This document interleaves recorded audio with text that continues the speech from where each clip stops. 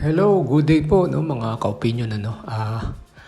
Natutuwa lang po ako dito sa yung mga clones no, yung mga nanalo no.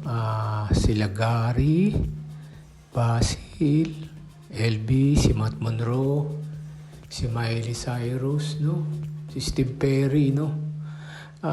Tsaka si Michael Bolton no kasi nakakatuwa sila no. May career na sila eh. Mainstay sila sa Itbulaga, no? Dahil lang po napapansin ko, no? Swerte nila din na hindi sila nawala, no? Nagkaroon sila ng career, no? Ngayon, nade-develop sila ng Itbulaga, no? Lalo na yung Lenten season, mukhang kasama sila. No?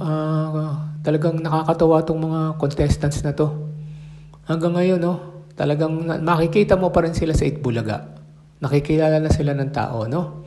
Congratulations po itong mga clones na to, no? Talagang sikat na sila.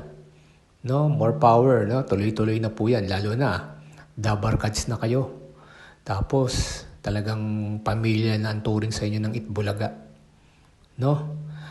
Yan po, no? Ay lang ang aking opinion, ano, napuna ko lang po. Kasi nakita ko kasama na sila sa Lenten season presentation no. Okay, mabuhay po. Itbulaga.